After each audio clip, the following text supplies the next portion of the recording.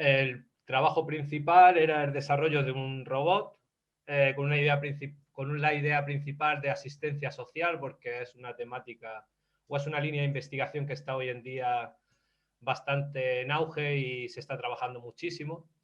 Y sobre todo para lo que es en ambientes interiores, ¿no? Para los que no sepan qué es un robot de asistencia social, principalmente es para personas mayores, ayudarlos a interactuar en la casa, y se trabajan muchas líneas de investigación, procesamiento natural, procesamiento del lenguaje natural, todo lo que es visión por computador, vamos, mecatrónica, hay muchas líneas de investigación abiertas dentro de este área.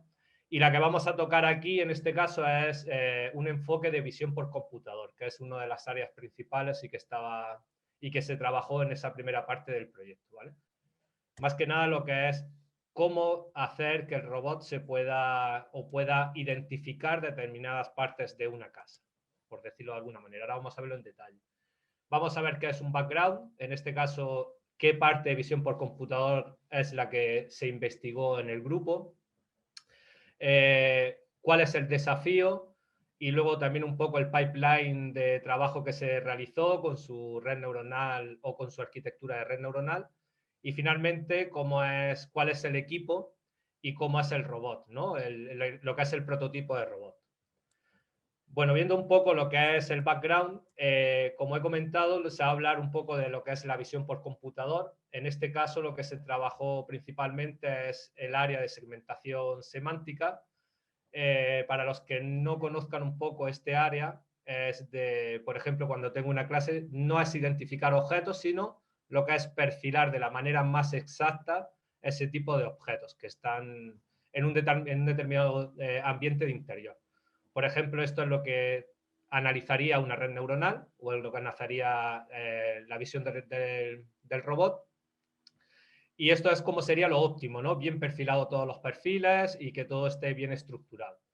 Claro está de que uno de los desafíos principales es poder dar una especie de armonía a lo que es la imagen o al resultado de ese objeto y que no salgan como movimientos extraños en esa línea, ¿no? Como se puede ver aquí. Entonces, ese es un poco el desafío principal. Es una línea de investigación que se está trabajando muchísimo hoy en día. Hay muchos artículos que se están haciendo y vamos a intentar explicar un poco lo que se trabajó exactamente en esta línea. Este es el problema principal cuando se tiene, por ejemplo, una casa y lo que se quiere hacer es perfilar correctamente cómo son los muros de esa casa. Algo que parece tan obvio y tan fácil lleva una complejidad bastante grande porque en una casa tenemos muchos objetos y la red neuronal tiene que discretizar, además de discretizar los objetos, tiene que identificar o perfilar bien las líneas y por dónde iría esa línea exactamente si quito ese objeto del medio, ¿no? Entonces tiene que primero quitar los objetos y perfilar esas líneas de manera correctamente, ¿no? Como si no estuviera, como si no hubiera objetos. Claro está que esto no lo hace la red neuronal, esto es un diseño hecho en Paint, por decirlo de alguna manera, nuestra, de cómo sería o cuál sería la salida óptima que debería dar esa red neuronal, ¿vale? Bueno, esto es un poco la metodología que se ha utilizado principalmente. Como he dicho, el problema es segmentación semántica en escenas de interior. Esto es un poco el pipeline que se utiliza como tal. Ahora vamos a ir explicándolo mucho más en detalle. Pero principalmente lo que se hace es una regla de enmascarado, de conteo de píxeles para intentar desarrollar mejor lo que son las líneas, ¿vale? Esta es la arquitectura de la red neuronal también. Una vez que se tiene un poco lo que es la parte de procesamiento o de computer vision como tal, todo lo que es el procesamiento de imagen, darle esas imágenes preprocesadas a lo que es una arquitectura. Para eso utilizamos una red UNet, pero una red UNet optimizada, ¿no? Le hemos hecho un fine tuning agregando algunas capas para poder mejorar lo que es esa salida, ¿vale? Y luego un poco ver cómo es los resultados que se han llegado a obtener, ¿vale? No voy a entrar mucho en detalle porque el tiempo es un poco exacto y lo vamos a ir viendo ahora, ¿no? Entonces, el desafío principal es, yo tengo diferentes tipos de paredes en una zona de interior, ¿no? Que pueden ser estos. Fijaros que nosotros podemos tener 4 paredes, por ejemplo, aquí existen, la de la izquierda, derecha, arriba y abajo. pero también podemos tener 5 paredes como estas, ¿no? Entonces, dependiendo un poco del enfoque de la cámara, se pueden tener unas determinadas paredes u otras, ¿no? Todo este tipo de dataset lo hemos conseguido del LSAT, que es una competición que se hacía sobre este tipo de temáticas, y de ahí hemos entrenado bastante bien la red neuronal y demás. Entonces, ¿cuáles son los resultados de línea base, los que estaban establecidos y a los que nosotros en un primer momento nos enfrentábamos? Pues aquí lo podemos ver. Fijaros que ahí tenemos formas extrañas. La segunda fila es la que nos da la red neuronal y la primera fila es cómo sería lo óptimo, ¿no? Lo que has realizado nosotros a mano, digámoslo así. Entonces, fijaros que la red neuronal dibujaba formas muy extrañas. Cuando aquí tenía que dibujar la pared de arriba, bueno, pues la dibujaba, pero no tenía formas geométricas exactas, ¿no? Sino circulares. Luego también, fijaros que en muchos casos la red neuronal se dislocaba. Y esto tiene todo el sentido, porque aquí tenemos como una cama y la cama no la interpreta la red neuronal como algo que no está en esa escena, ¿no? Sino que la interpreta como que está en la escena y como que no sabe realmente por dónde va la línea por detrás, ¿vale? Entonces, esto de aquí son los resultados de línea base que podemos observar que salen bastante mal y es debido a eso, ¿no? Porque tenemos objetos que están haciendo que el aprendizaje sea muy desordenado, ¿vale? Pues tenemos un aprendizaje muy desordenado. Fijaros en esta, que tiene que dibujarlo de arriba, y también por lo que es la luz de la misma escena hace que la imagen, el aprendizaje sea un desorden total, ¿vale? Entonces, estos son los resultados de línea base al aplicar lo que es la red neuronal que está y que vamos a intentar, o que se intentaba mejorar en este caso, para poder tener unos mejores resultados. Para ello, una primera parte que se hizo fue clasificar lo que son las distintas paredes numéricamente, ¿no? Se etiquetaron las paredes, por ejemplo, la que está a la derecha siempre va a tener valor 1, la que está a la izquierda va a tener valor 1, la que está a la derecha el valor 3, la de arriba es la 2, la 4 es la de abajo, el suelo, y la de fondo va a tener el número 5, ¿no? Entonces, esto se hace para intentar mejorar el aprendizaje, añadirle una capa más de orden a esa red neuronal y que solamente se enfoque a lo que es los diferentes levels que se tienen, ¿vale? Bueno, estos son un poco el conjunto de datos, cómo quedaría con ese enfoque que se le ha dado las diferentes imágenes que tenemos. Por ejemplo, para 4 paredes tenemos 1976 imágenes en entrenamiento. Claro está que poder hacer el entrenamiento de esta red neuronal es un coste muy elevado y se tiró de un clúster que tenemos en la propia facultad, en la propia escuela y también en el propio CETIC para poder hacer un aprendizaje con tarjetas gráficas mucho más ameno, ¿vale? Bueno, la idea principal o el problema que teníamos es, bien, nosotros hemos etiquetado lo que son los distintos muros de la escena que se tiene, y la idea principal es hacer un conteo de píxeles para saber cuántos píxeles pertenecen o pertenecerían a un muro, cuántos píxeles pertenecen a otro y cuántos píxeles a otro, ¿no? Entonces, lo primero que se hace es como un conteo de píxeles, ¿vale? Para ver cuánto es lo que pertenece a cada uno de los muros.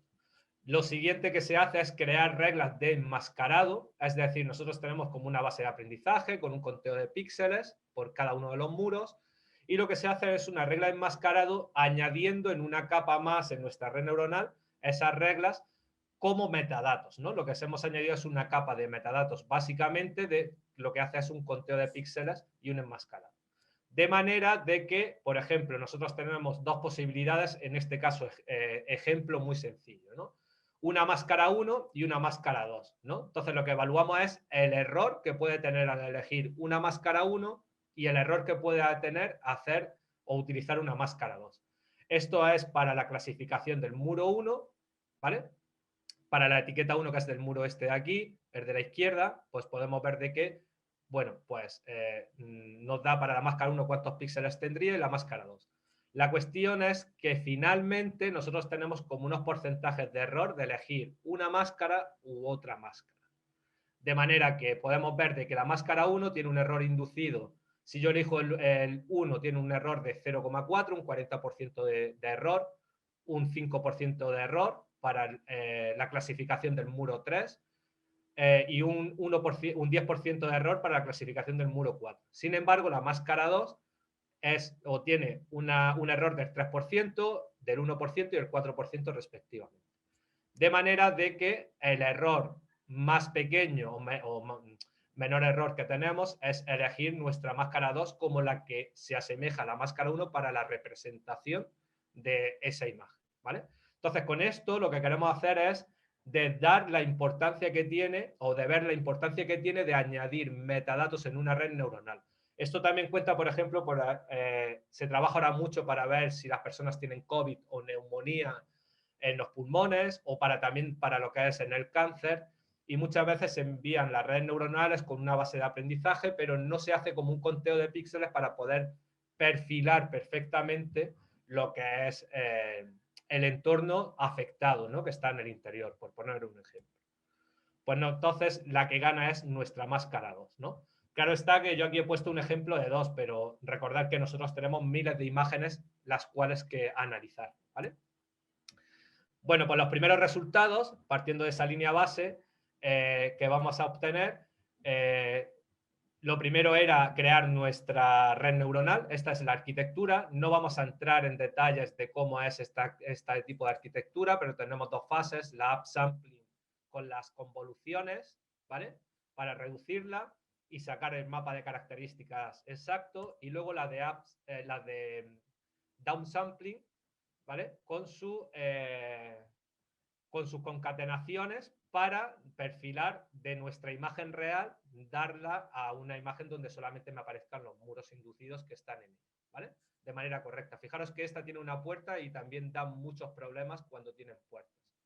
Bueno, pues no vamos a entrar en detalle, pero fijaros que haciendo esta red neuronal con un preprocesamiento de datos, pues este era nuestro caso de línea base, y fijaros la gran diferencia que se tiene con un caso añadiendo estos metadatos. Pero todavía nos aparecen aquí formas muy extrañas donde llega a identificar que hay objetos, pero no puede discretizar esos objetos para dibujar correctamente lo que es los diferentes muros, ¿no? Las líneas geométricas de los muros, ¿no?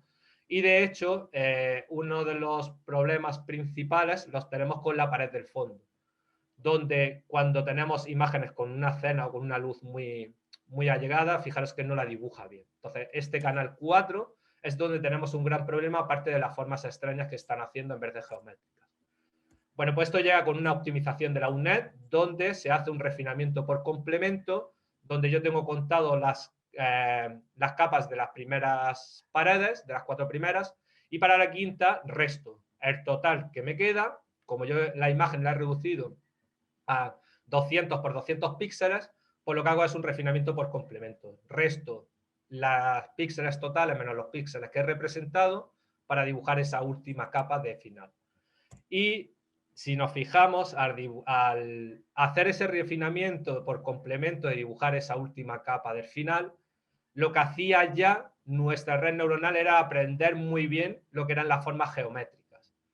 Fijaros que ya no me dibujaba, claro, como antes aquí la tengo, como antes no dibujaba estos píxeles del final, se quedaban píxeles en el aire. Y lo que hacía era dibujar formas extrañas para acomodar los píxeles que faltan de dibujar, los acomodaba en esas formas extrañas. Y aquí nos podemos ver donde, como ya dibuja perfectamente con ese refinamiento por complemento, esos píxeles últimos, ¿no? Digámoslo así, ya no tenía que poner en otros canales de representación, tener que agregar esos píxeles faltantes. A grupos mayores de personas. Bueno, pues ya solamente para terminar, esto es un poco lo que es la función de pérdida. Aquí se puede ver cómo es el caso de línea base en azul, donde parece que el caso de línea base tenemos un aprendizaje muy bueno, con preprocesamiento y con refinamiento con complemento, ¿vale?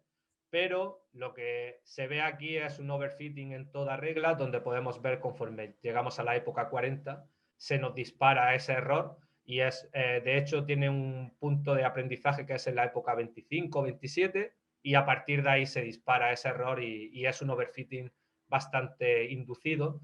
También se puede ver de que el aprendizaje aquí es un poco desordenado, lo podemos ver que la época se itera muchísimo, y sin embargo la línea roja, que es la última solución que nosotros le dimos, tiene un aprendizaje muy, muy ordenado, muy limpio, y se puede ver de que tanto en entrenamiento como en validación concuerdan, ¿vale? Pues nada, el equipo, este es el robot o el prototipo de robot que se utilizó. Fuimos a una competición latinoamericana, una competición, el IE Open, que es de robótica, quedó en posición tercera, en tercer lugar. Este es el equipo que desarrolló lo que es el robot como tal. Y luego el artículo está en revisión en una revista que es bastante buena.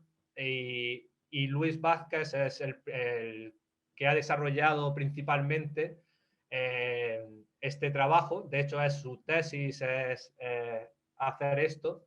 Lo que hizo fue su tema de tesis principal y se puede decir de que es el que ha trabajado principalmente en este artículo o en este trabajo.